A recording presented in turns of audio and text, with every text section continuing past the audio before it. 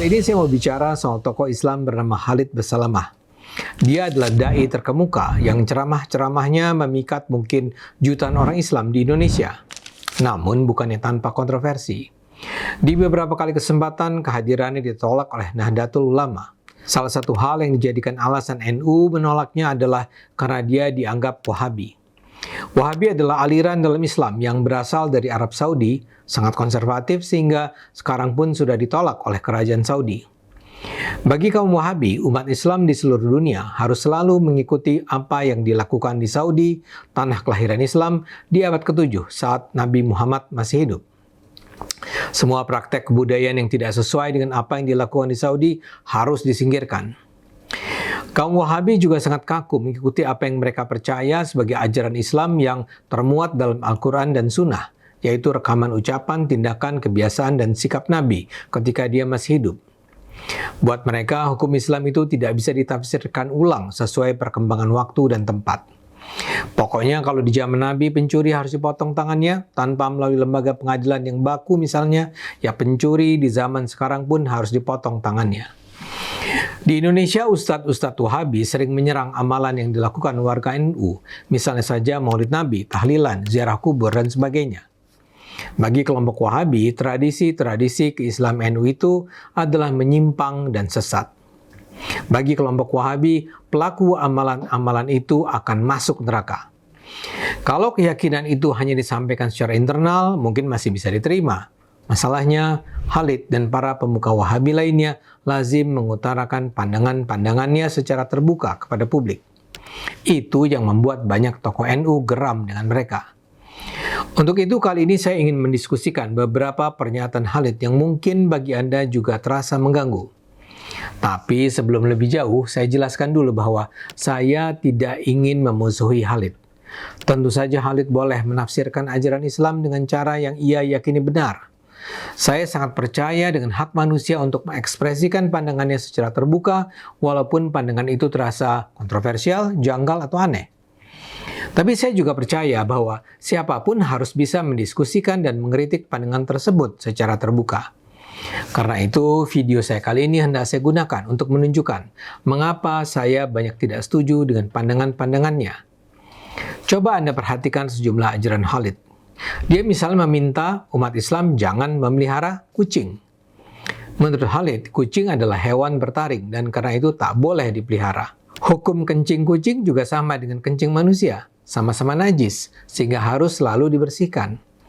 Kalau ada yang punya kucing atau Khalid, lepas saja di tempat yang jauh biar tidak kembali. Kali lain, Khalid misalnya secara mengejutkan bilang, sungkem itu terlarang karena menyerupai sujud dalam ibadah. Dia bilang bersujud itu hanya boleh dilakukan ke Allah. Khalid bercerita bahwa Nabi Muhammad pernah menerima kedatangan seorang sahabat yang baru kembali dari Yaman. Sahabat itu, kata Khalid, melakukan gerakan seperti sungkem. Ternyata Nabi tidak senang dengan apa yang dilakukan sahabat itu. Nabi lalu bilang, kalau boleh seorang hamba sujud kepada selain Allah, Nabi pasti menyuruh istrinya sujud ke suaminya. Berdasarkan kisah itu, Khalid pun melarang umat Islam saat ini sungkem. Pandangan Khalid tentang menabung juga menarik. Dia bilang, budaya menabung yang diajarkan ke anak itu enggak mendidik. Dia bilang seharusnya orang tua itu mengajarkan anak untuk bersedekah. Konsep yang benar itu katanya sedekah pangkal kaya. Khalid bilang menabung akan mengakibatkan anak jadi pelit dan egois soal uangnya. Dalam kesempatan lain, Khalid juga menyatakan Muslim tidak boleh bekerja di bank dan tidak boleh menabung uangnya di bank. Menurut Khalid, bunga bank itu sama dengan riba. Karena itu kata dia, seorang Muslim tidak boleh mengambil bunga bank yang didapatnya dari hasil menabung.